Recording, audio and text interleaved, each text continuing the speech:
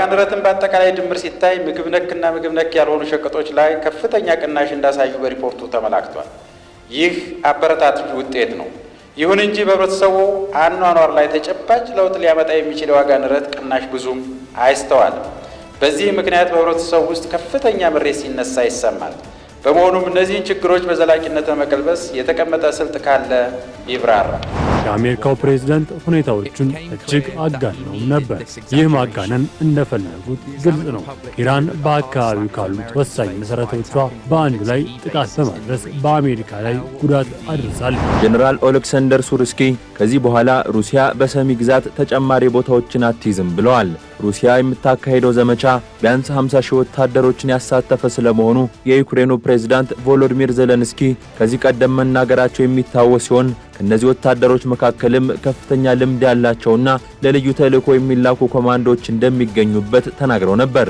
ከባልና ከሚት ንብረት ማስተዳደርና መሸጥ መለወጥ የተመለከተ ውክልና በሚሰጡበት ወቅት ከመፈረማቸው በፊት የውክልናውን የውስጥ በሚገባ ማየት ያስፈልጋል። ሰላም ጤና ይስጥልን ተመልካቾቻችን፣ ሀገር ዜና ጀምሯል። የተለያዩ የሀገር ውስጥና ዓለም አቀፍ መረጃዎችን ይዘናል። ከዜናዎቹ ጋር ዳግም ተገኘኝ፣ አብራችሁን ቆዩ። አበይት መረጃ ወዳልናቸው መረጃዎች አለፍን። የኢትዮጵያ ብሔራዊ ባንክ ባለፉት 11 ወራት የዋጋ ንረት በአጠቃላይ ወደ 14.4 በመቶ ወርዷል ብሏል። ይሁንና የፕላን በጀትና ፋይናንስ ጉዳዮች ቋሚ ኮሚቴ የህብረተሰቡ አኗኗር ላይ በተጨባጭ ለውጥ ሊያመጣ የሚችል የዋጋ ንረት ቅናሽ አልታየም በማለት የባንኩን ኃላፊዎች ሞግቷል። ሙሴ ከበደ ተጨማሪ አለው። በሕዝብ ተወካዮች ምክር ቤት የፕላን በጀትና ፋይናንስ ጉዳዮች ቋሚ ኮሚቴ የኢትዮጵያ ብሔራዊ ባንክን የ11 ወራት እቅድ አፈጻጸም ገምግሟል። የባንኩ ገዢ አቶ ማሞ ምህረቱ የባንኩን አፈጻጸም ሪፖርት ባቀረቡበት ወቅት በገንዘብ ፖሊሲ፣ በውጭ ምንዛሪ አስተዳደር፣ በፋይናንስ ዘርፍ እንዲሁም በባንኩ ተቋማዊ ማሻሻያዎች ላይ በርካታ ውጤቶች መገኘታቸውን አንስተዋል። ለአብነትም የምግብ ነክ የዋጋ ግሽበት በአማካይ ወደ 12.1 በመቶ መውረዱን፣ በአጠቃላይም ሀገራዊ የዋጋ ግሽበት 14.4 በመቶ ሆኖ መመዝገቡን ገልጸዋል። ይሁንና የፕላን በጀትና ፋይናንስ ጉዳዮች ቋሚ ኮሚቴ በበኩሉ በሪፖርቱ ላይ የተመላከተው ቅናሽ አበረታች ቢሆንም የህብረተሰቡ አኗኗር ላይ በተጨባጭ ለውጥ ሊያመጣ የሚችል የዋጋ ንረት ቅናሽ አልታየም፣ ህብረተሰቡንም ለከፍተኛ ምሬት እያጋለጠው በመሆኑ በዘላቂነት ችግሩን ለመቅረፍ ምን ታስቧል ሲል ጠይቋል። የዋጋ ንረትን መቆጣጠር በተመለከተ አንድ የዋጋ ንረትን በአጠቃላይ ድምር ሲታይ ምግብ ነክና ምግብ ነክ ያልሆኑ ሸቀጦች ላይ ከፍተኛ ቅናሽ እንዳሳዩ በሪፖርቱ ተመላክቷል። ይህ አበረታች ውጤት ነው። ይሁን እንጂ በህብረተሰቡ አኗኗር ላይ ተጨባጭ ለውጥ ሊያመጣ የሚችል የዋጋ ንረት ቅናሽ ብዙም አይስተዋልም። በዚህ ምክንያት በህብረተሰቡ ውስጥ ከፍተኛ ምሬት ሲነሳ ይሰማል። በመሆኑም እነዚህን ችግሮች በዘላቂነት ለመቀልበስ የተቀመጠ ስልት ካለ ይብራራል። የባንኩ ገዢ አቶ ማሞ ምህረቱ በበኩላቸው የዋጋ ንረት ቅናሽ አሃዙ የሸቀጦች ዋጋ የሚያድግበትን መጠን ንጽጽር የሚያሳይ መሆኑን ገልጸው የሸቀጦች ዋጋ ውድነት አሁንም ትኩረት የሚፈልግ አሳሳቢ ጉዳይ መሆኑን ተናግረዋል። ባንኩም ጥብቅ የገንዘብ ፖሊሲዎችን በመከተል የዋጋ ንረትን ለማረጋጋት እየሰራ እንዳለ ጠቅሰው ከዚህ ባለፈ ሀገራዊ ምርትና ምርታማነትን ማሳደግ እንደሚጠበቅም ነው እንዲያነሱት። እኛ እያልን ያለነው የዋጋ ንረት እየቀነሰ መጣ እንጂ ዋጋ ቀነሰ ማለት እንዳልሆነ፣ የዋጋ ንረት መቀነስ የኑሮ ውድነት መቀነስ እንዳልሆነ፣ እንዲሁም በአጠቃላይ የኢንፍሌሽን ዴታ በተመለከተ የሚቀርበው ሪፖርት አማካይ አገራዊ ኢንፍሌሽን ሬት ነው። ግን ቁም ነገሩ ምን እየሰራን ነው ወይስ ምን ለመስራት አስበናል የሚለውን በተመለከተ አንደኛ ጥብቅ የገንዘብና የፊስካል ፖሊሲ መከተላችንን እንቀጥላለን። ይሄ ማጥበቅ ያልነው ማለት ነው። ስለዚህ የብሔራዊ ባንክ የሞኔታሪ ፖሊሲ አቋም ስታንስ ጥብቅ ሆኖ ይቀጥላል። ይሄ በዋነኛነት በኢትዮጵያ ውስጥ ያለውን የዋጋ መረጋጋት ችግር መሰረታዊ በሚባል መልኩ ለማሻሻል የምንከተለው ፖሊሲ ነው። መንግስት ቁርጠኛነት በተሞላበት ሁኔታ ከብሔራዊ ባንክ የሚበደረውን ብድር ዘንድሮ ዜሮ አድርጓል። ይህም የዋጋ ንረትን ለመቀነስ የተደረገ እርምጃ ነው። ሁለተኛ ደግሞ ማምረት ያልነው ምርትና ምርታማነትን በማሳደግ በተለይ የግብርና ዘርፍን በተመለከተ አሁን የተጀመሩ በጣም ጥሩ የሚባሉ ኢኒሼቲቮችን ውጥኖችን ተግባራዊ በማድረግ እና በአጠቃላይ በምግብ ራስን በመቻል ይሄ የዋጋ ንረትን ወደ ነጠላ አሃዝ ለማድረግ የሚደረገው ጥረት አንደኛው አካል እንደሆነ ማየት ያስፈልጋል። ባለፉት 11 ወራት በውጭ ምንዛሪ አስተዳደር ላይ የውጭ ምንዛሪ አቅርቦትን ማስፋት እንደተቻለም በባንኩ ሪፖርት ላይ ጠቅሷል። የብሔራዊ ባንክ የመጠባበቂያ ክምችት በ235 በመቶ እንዲሁም የባንኮች የውጭ ምንዛሪ ክምችት በ75 በመቶ መጨመሩም ተገልጿል። ይሁን እንጂ አሁንም ከባንኮች የውጭ ምንዛሬ ማግኘት ሂደቱ ከሕግ ውጭ የሆኑ አሰራሮች እንዳሉበት ቅሬታዎች ይቀርባሉ ሲል ቋሚ ኮሚቴው አንስቷል። የሀገራችን የውጭ ምንዛሬ ግኝት ማሳደግና አጠቃላይ ቁልፍ ችግሮች እንደነበሩ ይታወቃል። እነዚህን ችግሮች ለማሻሻል ባንኩ በርካታ ተግባራትን እያከናወነ መሆኑ በሪፖርቱ ተገልጿል። ይሁን እንጂ ከባንኮች የውጭ ምንዛሬ ለማግኘት በጥቅም ትስስርና በትውውቅ የሚሰራ ስለመሆኑ የውጭ ምንዛሬ የሚፈልጉ አካላት በኩል ቅሬታዊ ሲነሱ ይሰማሉ። እንዲሁም የውጭ ምንዛሬ የተፈቀደላቸው አካላት ደግሞ ለተፈቀደለት ዓላማ በመዋል በኩል ሰፊ ክፍተቶችም እንዳሉ ተደጋግሞ ይነሳል። በመሆኑም ብሔራዊ ባንክ እነዚህን ክፍተቶች አሰራር ዘርግቶ በማስተካከል በኩል ምን እየሰራ እንደሆነ ቢብራራ። የባንኩ ገዢ አቶ ማሞ በምላሻቸው አንዳንድ ባንኮችና የባንክ ኃላፊዎች የውጭ ምንዛሬ እጥረት እንዳለ በማስመሰል ሕገወጥ ተግባራትን እንደሚፈጽሙ በማንሳት የባንኩ ጥብቅ የቁጥጥር ስራ እንደሚቀጥልና ባንኩ አስፈላጊውን እርምጃ እንደሚወስድም ገልጸዋል። አንዳንድ የባንክ ባለሙያዎች እና ባንክ ኃላፊዎች የውጭ ምንዛሬ ችግር መሰረታዊ እጥረት እንዳለ በማስመሰል በእንደዚህ አይነት ያልተገባ ስራ የሚሳተፉ ሰዎች ሕገወጥ እንደሆነ እና ማስተካከያ መደረግ እንዳለበት እኛም እየተከታተልን እንደሆነ ለመግለጽ እፈልጋለሁ። ሌላው ይህን በተመለከተ እየሰራ ነው ያለው ትልቁ ነገር ምንድን ነው ከተባለ ባንኮች የውጭ ምንዛሬ ለደንበኞቻቸው በሚሰጡበት ጊዜ የሚሰጡበትን አሰራር በተመለከተ ግልጽ እንዲሆን እና ሕግና አሰራር እንዲበጅለት ለባንኮቹ መመሪያ ያወርዳል። ስለዚህ የእያንዳንዱ ባንክ ቦርዱ አፕሩቭ የሚያደርገው የሚያጸድቀው ግልጽ የሆነ ኦብጀክቲቭ የሆነ የውጭ ምንዛሬ አመዳደብ መመሪያ እና የስጋት አስተዳደር መመሪያ ሊኖራቸው ይገባል። ስለዚህ ባንኮች ይሄን ማድረግ እንዳለባቸው መመሪያ ወርደናል። ባንኮችም ይሄን መመሪያ ለብሔራዊ ባንክ አቅርበዋል። ስለዚህ የውጭ ምንዛሬ አሎኬት በሚያደርጉበት ጊዜ ያን የራሳቸውን መመሪያ ተከትሎ መሆን መቻል አለበት። ብሔራዊ ባንክም ተቆጣጣሪ መስሪያ ቤት ስለሆነ ይህን ነገር በቅርብ ይከታተላል። ችግሮች ካሉ ቫዮሌሽኖች ካሉ የእኛን ሕግ የሚጥሱ ካሉ የእርምት እርምጃዎችን ይወስዳል። የውጭ ምንዛሬ ለውጡን ተከትሎ ባንኩ ኪሳራ እንዳጋጠመው በሪፖርት ስለመነሳቱ ቋሚ ኮሚቴው ገልጿል። ይሁንና የባንኩ ገዢ የባንኩ ኪሳራ ተብሎ የተገለጸው ከውጭ ምንዛሬ ለውጡ በፊት የነበረ የሂሳብ መዝገብ ላይ ያለ የገንዘብ ልዩነት እንጂ ባንኩ ያጋጠመው ኪሳራም ሆነ ከመንግስት ያልተመለሰለት ብድር እንደሌለ ሊታወቅ ይገባል ሲሉም ተናግረዋል። ቢግ ፋይቭ ኮንስትራክት ኢትዮጵያ ዓለም አቀፉ የኮንስትራክሽን ኤግዚቢሽን ሲምፖዚየምና የንግድ ትርኢት በሚሊኒየም አዳራሽ መካሄድ ጀምረዋል። የንግድ ትርኢቱ ላይ እየተሳተፉ የሚገኙ ባለሙያዎች የምንዛሬ ጭማሪና የጥሬ ዕቃ አቅርቦት እጥረት በዘርፉ ላይ ተጽዕኖ እያሳደረ እንደሆነ ገልጸዋል። ምረደግፍ ተጨማሪ አላት።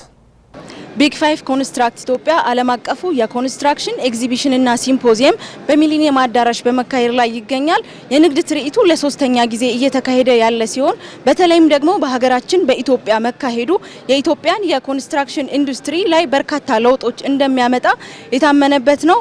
ኤግዚቢሽኑ ላይ የተሳተፉ ከሚገኙ የዘርፉ ባለሙያዎች ጋር የተወሰነ ቆይታ አድርገናል። ድርጅታችን ሌሶ ኢትዮጵያ ትሬዲንግ ፒኤልሲ ይባላል። ደረጃ ግርማ እባላለሁኝ እኔ የሌሶ ቻይና ብቸኛ ኤጀንት ሆኖ በኢትዮጵያ ሲያገለግል የነበረ ካምፓኒ ነው። ላለፉት 9 ዓመታት እነዚህ የምታያቸውን ምርቶች ከሌሶ ቻይና በቀጥታ እያስመጣን ኢትዮጵያ ላይ ስናከፋፍል ነበር። በጣም ትልልቅ የሚባሉ ሀገራዊ ሆኖ የግል ፕሮጀክቶችን ስንሰራ ቆይተናል። በአሁኑ ሰዓት ደግሞ ይህንን ቴክኖሎጂ ወደ ሀገር ውስጥ በማምጣት መናብቹ ላይ የራሳችን ፋብሪካ በመገንባት እዚሁ ማምረት ጀምረናል። እነዚህ ፒፒአሮች፣ ፒቪሲዎች፣ ኤችዲፒ ኤሌክትሪካል ኮንዲቶችን በአሁኑ ሰዓት ላይ 100% በኢትዮጵያ ማምረት ጀምረናል። እኔ ኢንጂነር ተስቲ ይባላለሁ። ከግሬስ ኮንስትራክሽን ኬሚካልስ ነው የመጣሁት።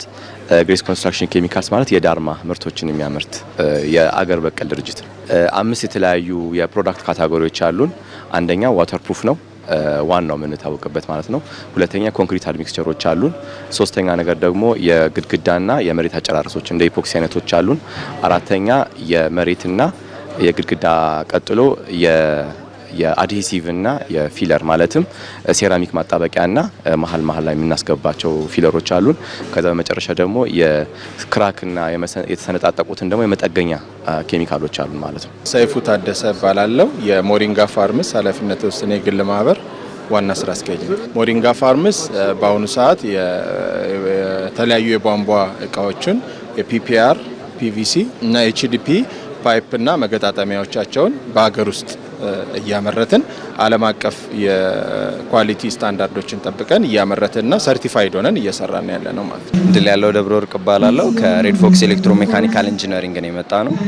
ሬድ ፎክስ ኤሌክትሮሜካኒካል ኢንጂነሪንግ በዋነኛነት የሴፍቲና ሴኩሪቲ ላይ ነው የሚሰራው። እነዚህም ማለት የደህንነት መጠበቂያ ካሜራዎች፣ የፋየር አላርም ሲስተሞች፣ አክሰስ ኮንትሮሎች፣ ኢንተርኮም ወይም ደግሞ ይሄ የነዋሪዎች መገናኛ መስመሮችን፣ ቴሌዳታ ወይም ደግሞ የኔትወርክ ዝርጋታ ስራዎች ላይ ሌሎችም ሶሉሽኖችን ወይም ደግሞ መፍትሄዎችን ለክላይንቶቻችን ፕሮቫይድ እናደርጋለን። በኃይሉ ሸዋለም እባላለሁ።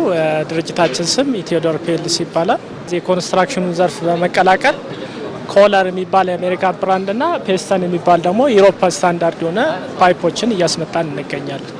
በኤግዚቢሽኑ እየተሳተፉ ያገኘናቸው ባለሙያዎች በኮንስትራክሽን ዘርፉ ላይ የጥሬ ዕቃ አቅርቦት እንዲሁም ደግሞ የምንዛሬ ዋጋ መጨመር ጫና እንዳሳደረባቸው ገልጸዋል።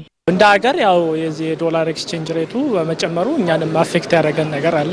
ግን እሱም በመቋቋም አሁን ላይ ተመጣጣኝ የሆነ ለከስተመሩ ተመጣጣኝ የሆነ ዋጋ እየሰጠን እንገኛለን። ትልቅ ፈተና ነው እሱ፣ ያው የሚታወቅ ፈተና ነው።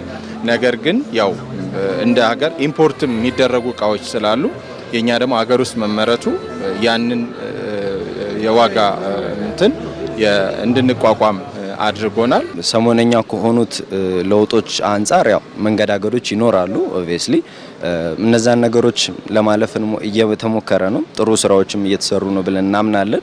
እንደ ካምፓኒም እንደ ድርጅትም እንደ ሀገርም ማለት ነው። ከዛ ባለፈ ግን አንዳንዴ ያው ትንሽ የሚመጣበት ፕሮሰስ የሚመጣበት ሂደት ላይ ያው ሀገርን ሊያዘምን የሚችል የተሻለ መፍትሄ ሊሰጡ የሚችሉ ቴክኖሎጂዎችን ነው ድርጅታችን ይዞ የሚቀርበውና እነዛን ነገሮች የሚያስገባውም ወይም የሚቀበለውም አካል በቀናነት ቢረዳቸው ብለን እናስባለን። ማንኛውም ዘርፍ ፌስ የሚያደርጋቸውን የአቅርቦት ችግሮች ፌስ እናደርጋለን እኛ። በንግድ ትርኢቱ ላይ ከ20 በላይ የሚሆኑ የውጭ ሀገራት በኮንስትራክሽን ዘርፍ የተሰማሩ ድርጅቶች እንዲሁም ደግሞ በሀገር ውስጥ በኮንስትራክሽን ዘርፍ የተሰማሩ ሙያተኞች እየተሳተፉበት ይገኛሉ። ሩሲያ በሰሚ ግዛት እያደረገች የነበረውን ግስጋሴ ማስቆም ችያለሁ ስትል ዩክሬን አስታውቃለች። 50 ሺህ የሩሲያ ወታደሮች እየተሳተፉበት እንደሆነ የሚነገርለት ይህ ዘመቻ የዩክሬን ወታደሮች ከሩሲያ ድንበር እንዲርቁ ለማድረግ የሚካሄድ ስለመሆኑም ተነግሯል። ተጨማሪ የሰሜን ኮሪያ ወታደሮች ወደ ሩሲያ ሊያቀኑ ስለመሆናቸውም ሰምቷል። እሱ ባለው ጋሻው ተጨማሪውን አዘጋጅቶታል። ሩሲያና ዩክሬን ከ3 ዓመታት በፊት የጀመሩት ጦርነት አሁንም ማቆሚያ ልጓሙን ሳያገኝ ቀጥሏል። ጦርነቱ ከተጀመረ ወዲህ ቢያንስ 4 የዩክሬን ግዛቶችን ጠቅልላ የያዘችው ሩሲያ አሁን ደግሞ ተጨማሪ ግዛቶችን ለመያዝ እየተንቀሳቀሰች ትገኛለች። በተለይም በዩክሬን እጅ ወድቃ የነበረችውን ኩርስክ ግዛት ዳግም ካስመለሰች በኋላ ለዚህች ግዛት ጎረቤት የሆነችው የዩክሬኗ ሰሚ ግዛት ላይ እያከናወነች ያለችው ዘመቻም ለዩክሬናውያን አስጊ ሆኖ ቆይቷል። ይህንን ስጋት ለመቅረፍ የዩክሬን የመከላከያ ኃይል እየሰራ ነው የሚሉት ጄኔራል ኦሌክሳንደር ሱርስኪ ከዚህ በኋላ ሩሲያ በሰሚ ግዛት ተጨማሪ ቦታዎችን አትይዝም ብለዋል። ሩሲያ የምታካሄደው ዘመቻ ቢያንስ 50 ሺህ ወታደሮችን ያሳተፈ ስለመሆኑ የዩክሬኑ ፕሬዝዳንት ቮሎዲሚር ዜሌንስኪ ከዚህ ቀደም መናገራቸው የሚታወስ ሲሆን ከነዚህ ወታደሮች መካከልም ከፍተኛ ልምድ ያላቸውና ለልዩ ተልዕኮ የሚላኩ ኮማንዶዎች እንደሚገኙበት ተናግረው ነበር።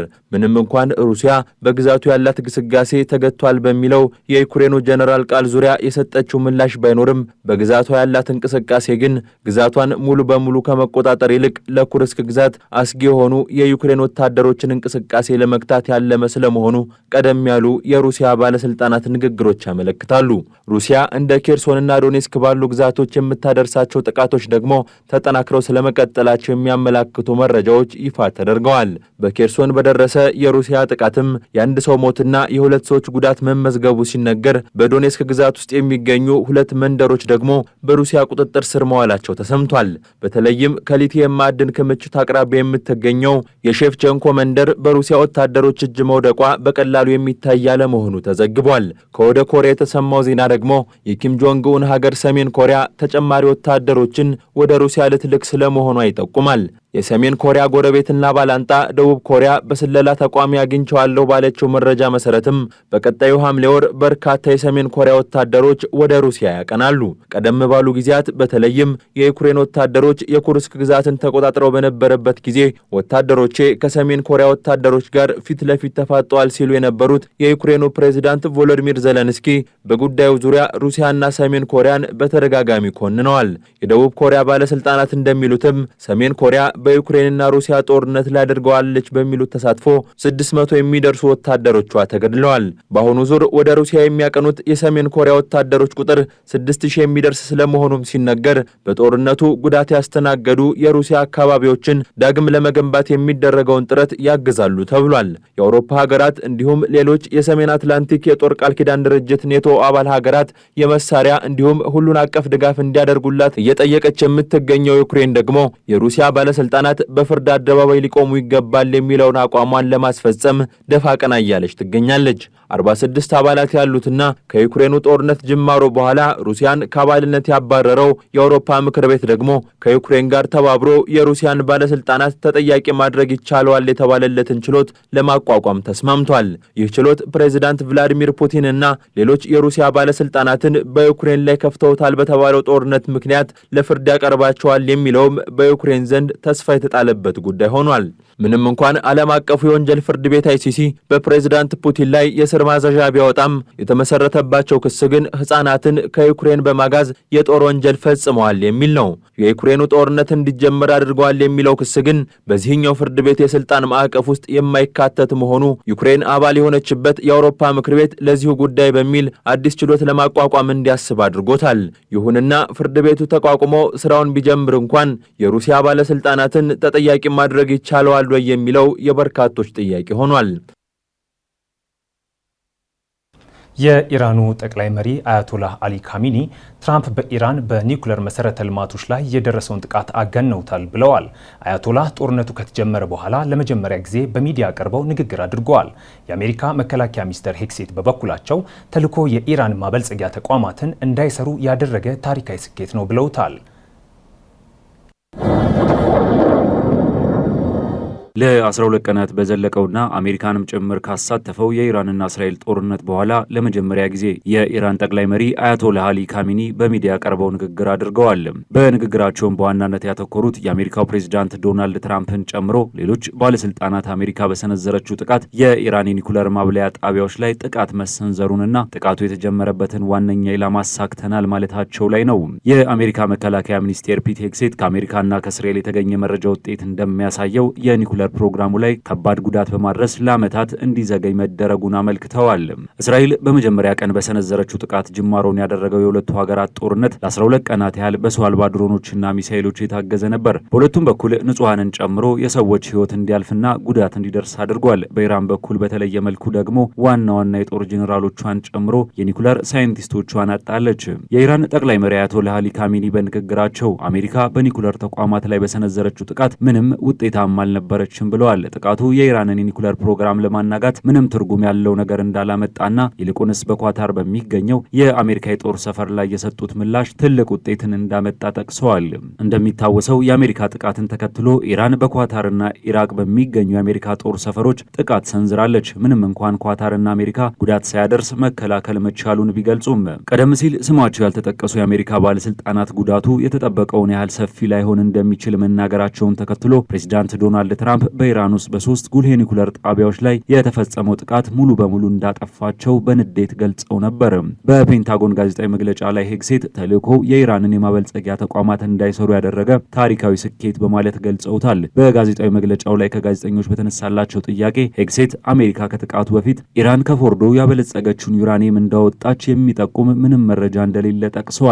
ሆኖም ግን ኢራን መሰረታዊ የሚባሉትን የዩራኒየም ማበልጸጊያ መሳሪያዎችን ቀደም ብላ ማስወጣቷን የሚያሳዩ የሳተላይት ምስሎች ወጥተዋል።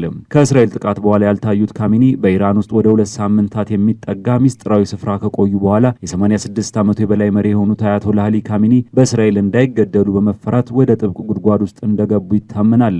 የኢራን ባለስልጣናትም ደህንነቱ በተጠበቀ ቦታ እንደነበሩ ከመናገር ባለፈ ግልጽ የሆነ ነገርን አልተናገሩም። ከመንግስት ከፍተኛ ባለስልጣናት ጋር ምንም አይነት ግንኙነት እንዳልነበራቸውም ተመላክቷል። በጦርነቱ ወቅት እስራኤል የኢራንን የአየር ክልል በፍጥነት እንደተቆጣጠረች የገለጸች ሲሆን ወታደራዊ መሰረተ ልማቷን አጥቅታለች። የአብዮታዊ ጥበቃና የሰራዊት ከፍተኛ አዛዦችም ተገድለዋል። ካሚኒ በንግግራቸው ከዚህ በላይ ኢራን ላይ ተጨማሪ ጥቃት ቢሰነዘር በመካከለኛው ምስራቅ በሚገኙ የአሜሪካ የጦር ሰፈሮች ላይ ጥቃት እንደሚሰነዝሩ ዝተዋል። በተጨማሪም በእስራኤልና በአሜሪካ ላይ ድል መቀናጀታቸውን አውጀዋል። ካሚኒ አክለውም ትራምፕ በኒኩለር ጣቢያዎች ላይ የደረሰውን ጥቃት አጋነውታል ብለዋል። ዩናይትድ ስቴትስ በኒኩለር መሰረተ ልማቶች ላይ ጥቃት አድርሳለች። ይህም በዓለም አቀፍ ፍርድ ቤቶች ለፍርድ መቅረብ ያለበት ጉዳይ ነው። ነገር ግን ምንም ጉልህ እርምጃ አልወሰዱም። የአሜሪካው ፕሬዝዳንት ሁኔታዎቹን እጅግ አጋነውም ነበር። ይህ ማጋነን እንደፈለጉት ግልጽ ነው። ኢራን በአካባቢው ካሉት ወሳኝ መሰረቶቿ በአንዱ ላይ ጥቃት በማድረስ በአሜሪካ ላይ ጉዳት አድርሳለች። ምንም እንኳን ካሚኒ ይህንን ቢሉም የሩሲያው ስፑትኒክ ይዞት በወጣው መረጃ መሰረት የኢራን የውጭ ጉዳይ ሚኒስቴር አባስ አርሃቺ በኢራን የኒኩለር ተቋማት ላይ የደረሰው ጥቃት ከፍተኛና አሳሳቢ ነው ማለታቸውን ገልጸዋል። ካሚኒ በንግግራቸው በኳታር የአሜሪካ የጦር ሰፈር ላይ የደረሰውን ጥቃት አስመልክተውም ይህ ክስተት ወደፊትም እንደገና ሊደገም ይችላል፣ ማንኛውም ጥቃተኛ ላይ ቢፈጸም ደግሞ ጠላት የሚከፍለው ዋጋ በጣም ከፍተኛ ይሆናል ብለዋል። የአሜሪካው ሲቢኤስ እንደዘገበው ነጩ ቤተ መንግስት ኢራንን ወደ ውይይት ጠረጴዛው ለመመለስ የተለያዩ ስልቶችን በመመርመር ላይ እንዳለ ዘግቧል። የሆነ ሆኖ የኢራን የውጭ ጉዳይ ሚኒስትር ከኢራን የመንግስት ቴሌቪዥን ጋር ባደረጉት ቃለ ምልልስ ከአሜሪካ ጋር ምንም አይነት የውይይት እቅድ እንደሌለ ገልጸዋል።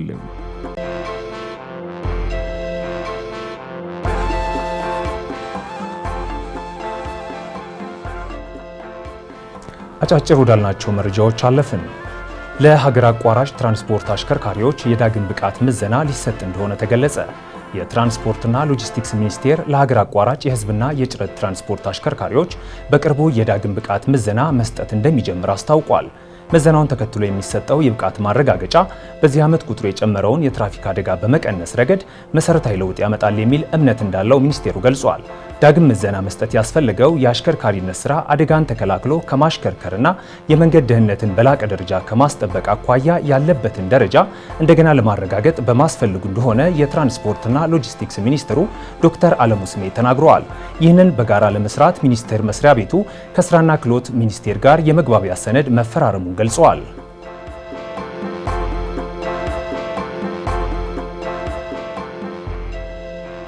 በኢትዮጵያ ለሁሉ አቀፍ የጤና አገልግሎት አዳዲስ የፈጠራና የቴክኖሎጂ ስራዎች ተግባራዊ እንደሚደረጉ የጤና ሚኒስትር ዶክተር መቅደስ ዳባ ተናገሩ። ኢትዮጵያ ፍትሐዊነትን መሰረት ያደረገ የጤና ስርዓት እየተገበረች ትገኛለች ያሉት ሚኒስትሯ በቀጣይም አዳዲስ የፈጠራ ስራዎችን በመተግበር ተጠናክሮ ይቀጥላል ብለዋል። በጤናው ዘርፍ በፈጠራ የተደገፉ አሰራሮችን በመተግበር ተጠያቂነትን የማስፈንና ሰው ተኮር ስራዎች ተጠናክረው እንደሚቀጥሉም ጠቁመዋል።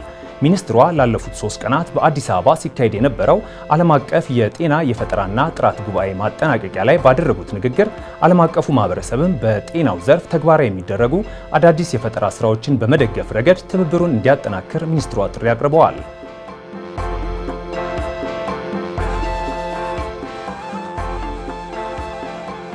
በኢትዮጵያ ውስጥ ከሚመረቱ የእንስሳት ሀብት ልማት ውጤቶች ውስጥ የአውሮፓን ገበያ ሰብሮ መግባት የቻለው የማር ምርት ብቻ እንደሆነ ተገለጸ። የኢትዮጵያ ማር በልዩነት እንደ ጀርመን፣ ጣሊያንና ፈረንሳይ ባሉ የአውሮፓ ሀገራት ተፈላጊነቱ እየጨመረ መምጣቱን በግብርና ሚኒስቴር የአሳና እንስሳት ዘርፍ አማካሪ የሆኑት ዶክተር አለማየሁ መኮንን ለሀገሬ ቲቪ ተናግረዋል። ይህ በእንዲህ እንዳለ የማር ምርታችንን በአውሮፓ ገበያ ላይ ለመሸጥ የሚያስፈልገውን የጥራት ሰርተፍኬት ለማግኘት በቤልጂየም በሚገኝ የምርምር ማዕከል ምርቱ የሚገባ ሲሆን ለዚህም በሚሊዮን ዶላሮች መክፈል እንደሚጠይቅ ተናግረዋል። ለምርምር ማዕከሉ የሚከፈለው ገንዘብ ከሚገኘው ጥቅም አንጻር አዋጭ ሆኖ ባለመገኘቱ በሀገራችን የሚገኙ ላቦራቶሪዎች አቅም በማሳደግ በሀገር ውስጥ የጥራት ማረጋገጫውን ማግኘት የሚቻልበት ሁኔታ እንደተፈጠረ ማዕከሉ ተናግረዋል።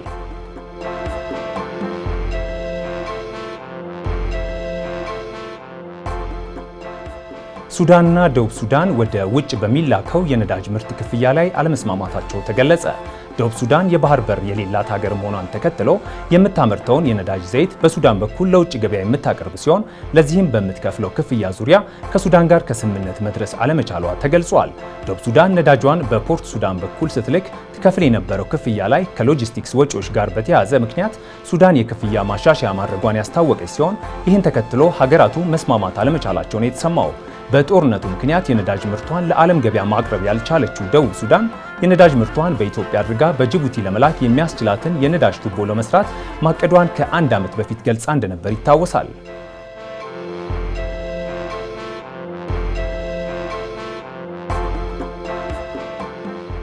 የእስራኤል ጦር በደቡባዊ ሊባኖስ ውስጥ ሄዝቦላህ ይገኝበታል በተባለው ሻቂፍ ተራራ ላይ የአየር ጥቃት አድርጋለች። በጥቃቱም የአንድ ሰው ሕይወት ሲያልፍ 15 ሰዎች ላይ ከፍተኛ አደጋ መድረሱን አናዶሉ ዘግቧል። ጦሩ በደቡባዊ ሊባኖስ ውስጥ በደን የተሸፈኑ ቦታዎችንና የመኖሪያ አካባቢን ጨምሮ ያነጣጠረ ከፍተኛ የአየር ጥቃት በመሰንዘር አንዲት ሴት ገድሎ 15 ሰዎች ቆስሏል ሲል የሊባኖስ ባለስልጣናት ገልጸዋል። እንደ ባለስልጣናቱ ገለጻ የእስራኤል አየር ኃይል ያደረገው ጥቃት ከ10 ደቂቃ ባነሰ ጊዜ ውስጥ ቢሆንም መጠነ ሰፊ ጉዳት አድርሷል ብለዋል። እንደ ጦር ኃይሉ ገለጻ የተደረገው ኦፕሬሽን ሄዝቦላህ በሻቂፍ ተራራ ላይ ዳግመኛ ራሱን እንዳይገነባ የሚያደርግ ነው ብለዋል ሲል አናዶሉ ዘግቧል።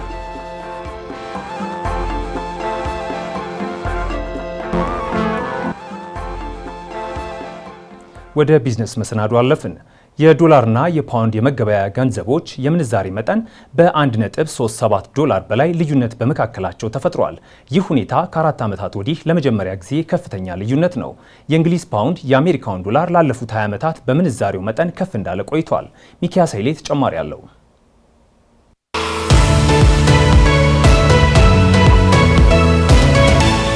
የዶላርና የፓውንድ የመገበያያ ገንዘቦች የምንዛሬ መጠን በ1.37 ዶላር በላይ ልዩነት ማድረጉ ተነግሯል። የትራምፕ አስተዳደር በቀጣዩ መስከረም የፋይናንስ ሚኒስቴሩን ሊቀይር እንደሆነ በተሰማበት በዚህ ሳምንት የዶላርና የፓውንድ ገንዘብ የመመንዘሪያ ዋጋ ከ4 ዓመት በኋላ ታይቶ በማይታወቅ ሁኔታ ጨምሯል። የአሜሪካ ባንኮች የወለድ ምጣኔ እንዲጨምሩ ያደርጋል መባሉ ለውድቀቱ መንስኤ እንደሆነ ቢቢሲ አስነብቧል። በዚህም የባንኮች የወለድ ምጣኔ እንዲጨምር የቀረበው ምክረ ሀሳብ በፕሬዝዳንት ዶናልድ ትራምፕ በኩል ተቀባይነት አግኝቷል። በዚህ ጉዳይ መነሻ የፋይናንስ ሚኒስትሩ ቢበዛ እስከ ቀጣይ ዓመት ግንቦት ድረስ ብቻ እንደሚቆዩ የትራምፕ አስተዳደር ወስኗል። በቀጣይ 3 ወይም 4 ሰዎች ቦታውን ለመስጠት ምልመላ መከናወንም ተገልጿል። የእንግሊዙ ፓውንድ እንደ አውሮፓውያን አቆጣጠር በ2007 ጀምሮ የአሜሪካን ዶላር መብለጥ እንደጀመረ የኢንቨስቶፒዲያ ዘገባ ያስረዳል። የእንግሊዙ ፓውንድ ዓለም ላይ አሉ ከሚባሉ መገበያያ ገንዘቦች ውስጥ 4ኛ በከፍተኛ መጠን የሚመነዘር ገንዘብ ነው። የብሪታንያው ፓውንድ እንደ ወለድ፣ የዋጋ ግሽበትና የምጣኔ ሀብት አጠቃላይ ሁኔታዎች ላይ ተጽዕኖ ጠንካራ ነው። ዓለም አቀፍ የኢኮኖሚ ጉዳዮች በዋናነት የሚንቀሳቀሰው በእንግሊዙ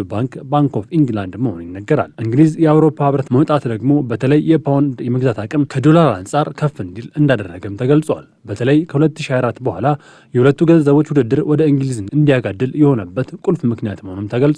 በዓለም ላይ የሁለቱ ሀገራት ገንዘቦች በስፋት ለመገበያያነት ይውላሉ። የአሜሪካው ፓውንድ ባለፈው ዓመት ሚያዝያ 2024 ድረስ በነበረው ሪፖርት 2.348 ትሪሊዮን ዶላር የሚሆን ገንዘብ በዓለም ላይ ለግብይት እየዋለ እንደሆነ ተዘግቧል። የእንግሊዙ ፓውንድ በአንጻሩ 81 ቢሊዮን ፓውንድ የሚገመት ገንዘብ በዝውውር ላይ እንዳለ ይገመታል ሲል ኢንቨስቶፒዲያ ዘግቧል። የአርቢኤስ ብሉፔ ስራ አስኪያጅ የሆኑት ካስፐር ሄንሲ ለቢቢሲ እንዳሉት የተቋማት አቅም ማነስ ነጋዴዎች የዶላር የመግዛት አቅም መቀነስ ሊፈጠር እንደሚችል ቀድሞ የተነበዩት ጉዳይ ነው ሲሉ አብራርተዋል። ሌላኛው የምጣኔ ሀብት ተንታኝ ኬት ጁክስ በበኩላቸው ፕሬዚደንት ትራምፕ በአፋጣኝ የምጣኔ ሀብት ጉዳይ የሚመራላቸውን ሰው መቀየር ይኖርባቸዋል። ይህን ካላደረጉ አሁን ያለው የምጣኔ ሀብት እንቅስቃሴ ወደ ውድቀት ማምራቱ አይቀርም ሲሉ ተናግረዋል። ኢንቨስተሮች የዋጋ ግሽበቱን የሚቆጣጠሩበት እምነት ማሳደር ይጠበቅበታል የፌዴራሉ ተቆጣጣሪ አካል ሲሉም ተናግረዋል። ኢንቨስተሮች ዕዳቸውን ለመክፈል ሲሞክሩ የወለድ ምጣኔዎች ከፍ ማለቱ አሁንም የምንዛሬ ተመን ዝቅ እያለ እንዲሄድ መንገድ መክፈቱ አይቀሬ እንደሆነም ተናግረዋል። ትራምፕ በመጀመሪያ የስልጣን ዘመናቸው ዝቅተኛ የወለድ ምጣኔ የመጠበቁ ምክንያት የቀድሞውን የምጣኔ ሀብት ጉዳይ ኃላፊ የነበሩትን ዩሌንን ነቅፈውም ነበር። ትራምፕ ኃላፊውን ሲወቅሱ በተግባራቸው ማፈር አለባቸው ማለት አስተያየታቸውን መስጠታቸውም ይታወሳል። ዩሌን ከጊዜ በኋላ በፕሬዝደንት ጆ ባይደን የዩናይትድ ስቴትስ የገንዘብ ሚኒስትር ሆነው በድጋሚም አገልግለዋል። ትራምፕ ማክሮ ኢኮኖሚያዊ ፖሊሲን ተረድተውት እንዳልነበረም ተናግረዋል። ከመጀመሪያው የዓለም ጦርነት በፊት 1 ዶላር በ5 ፓውንድ ይመነዘር የነበረ ሲሆን በዚህም መካከለኛ ከሚባሉ የምንዛሪ አቅም ካላቸው ገንዘቦች መካከል የሚጠቀስ እንደሆነ ሪፖርቶች ይጠቁማሉ። ሁለተኛው የዓለም ጦርነት ወዲህ ነገሮች ተቀያይረው ዓለም ላይ ውድና ጠንካራ ከሆኑ ገንዘቦች መሆንም ችሏል። ፓውንድ ባለፉት 20 ዓመታት ውስጥ የፓውንድ አቅም ከዶላር በላይ ሆኗል። ከ4 ዓመታት ወዲህ ደግሞ የመግዛት አቅሙ ከፍ ብሏል። የአሜሪካው ዶላር በአንጻሩ ከ1 ዶላር በላይ የምንዛሪ መጠኑ ዝቅ እያለ መሆኑም ሪፖርቶች ያመላክታሉ።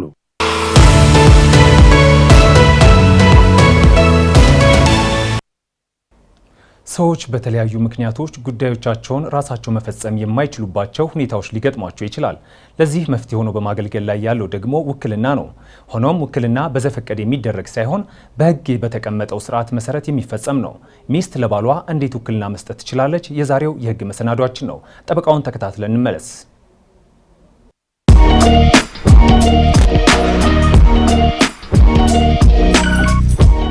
ሚስት ለባል የምትሰጠው የውክልና ስልጣን በተመለከተ ሕግ ነክ መረጃ ላካፍላችሁ። ጤና ይስጥልን። ጠበቃ እንዳልጌ ካሴ ነኝ። አብራችን ቆዩ። ርዕሰ ጉዳያችን ሚስት ለባል የምትሰጠውን የውክልና ስልጣን የተመለከተ ቢሆንም ባል ለሚስት ከንብረት ጋር በተያያዘ የውክልና ስልጣን ሊሰጥ የሚችል ሲሆን በተግባር በፍርድ ቤት ክርክር በአብዛኛው ተጎጂ የሚሆኑ ሴቶች ከመኖች ጋር ተያይዞ ነው። የሰው ልጆች የዕለት ተዕለት ኑሯቸውን ሲያከናውኑ የተለያዩ ተግዳሮቶች ይገጥሙታል። የጊዜ፣ የገንዘብ፣ የአቅምና ሌሎች ተመሳሳይነት ያላቸው ችግሮች አንድ ሰው በአንድ ጊዜ በርካታ ስራዎችን ለማከናወን በቦታና በጊዜ ተጽዕኖ ስር ይወድቃል። አፋር ክልል ነዋሪ የሆነ ሰው ኦሮሚያ ወይም ትግራይ ክልል ያሉትን ተግባራት እሱ ራሱ በሚፈልገውና በሚመቸው ሰዓት መፈጸም ያስቸግረዋል። ተጓጉዞ ጉዳዩን ለማሳካት ቢፈልግም ሊፈጸም የሚፈልገው ተግባር በሰዓታት ወይም በቀን የተገደበ ሊሆን ይችላል። በተለያዩ ስራዎች የተጠመደ ሰው ነገሩን እንደራሴ ሆኖ ይፈጽምልኛ የሚለውን ሌላ ሰው የእንደራሴነት ስልጣን በመስጠት ጉዳዩን ማስፈጸም ይችላል። በሚፈልገውና ወጪ ቆጣቢ በሆነ መልኩ ማስፈጸም ይቻላል። እነዚህን አይነቶች ተግባርን ለማከናወን የምጠቀሙት የህግ ክፍል የውክልና ወይም የእንደራሴነት ህግ ነው። ውክልና ሊሰጥ የሚገባው በተለይ ደግሞ መሸጥ መለወጥ ያለው የውክልና ስልጣን ሊሰጥ የሚገባው ለሚያምኑትና በእርግጥም ጉዳዩን እንደኔ ሆኖ ይፈጽምልኛል ለሚባለው ግለሰብ ሊሆን ይገባል። ይህንኑ ማረጋገጥ ያስፈልጋል። መነሻ ርዕሰ ጉዳያችን ሚስት ለባል የምትሰጠው የውክልና ስልጣን ስለሆነ ከቤተሰብ ህጉ ተነስተን መነሳት ያለባቸውን ነጥቦች እናነሳለን። በተሻሻለው የቤተሰብ ህግ ከተጋቢዎች አንዱ የግል ሀብቱን በሙሉ ወይም በከፊል እንዲያስተዳደርለት ሌላኛውን ተጋቢ ውክልና መስጠት እንደሚችል ተመልክቷል። ከዚህ ላይ መነሳት ያለበት ጥያቄ ባል ለሚስት ወይም ሚስት ለባል የጋራ ንብረታቸውን በተመለከተ አንዱ ለሌላው ለማስተዳደርም ሆነ ከዚያ ያለፈ የውክልና ስልጣን መስጠት እንደሚቻል ያልደነገገበት ምክንያት የጋራ ንብረታቸውን በጋራ እያስተዳደሩ በሚል ግምት ሲሆን የጋራ ንብረታቸውን ለማስተዳደርም ሆነ ለመሸጥና ለመለወጥ አንዱ ተጋቢ ሌላው ተጋቢ የውክልና ስልጣን መስጠት ይችላል። የውክልና ስልጣን አንደኛው ጥቅም ወካይ የራሱን ጉዳይ ወጥቶ ወርዶ ለመስራት ጊዜ የሌለው ሆኖ ሲገኝ መሆኑ ሊታወቅ ይገባል። ከባልና ከሚስት ንብረት ማስተዳደርና መሸጥ መለወጥ የተመለከተ ውክልና በሚሰጡበት ወቅት ከመፈረማቸው በፊት የውክልናውን የውስጥ በሚገባ ማየት ያስፈልጋል። አልፎ አልፎ በተለይ ደግሞ ሴቶች የውክልና ስልጣን የሰጡ መሆናቸውን የሚረዱት ፍርድ ቤት ቀርበው በሚከራከሩበት ወቅት ነው። ሚስት ለባል የሰጠችውን ውክልና በማናቸውም ጊዜ መሻር የምትችል ሲሆን በምትሽርበት ወቅት የባል የውክልና ስልጣን የተሻረ መሆኑን በእጁ መስጠትና ቀደም ብሎ የወሰደውን የውክልና ስልጣን መቀበል ይኖርባታል። የተሰጠኝ ውክልና ጠፍቶብኛ የሚል ከሆነ እንደ አስፈላጊነቱ ጉዳዩን ወደ ፍርድ ቤት ለመውሰድ ይቻላል። አመሰግናለሁ።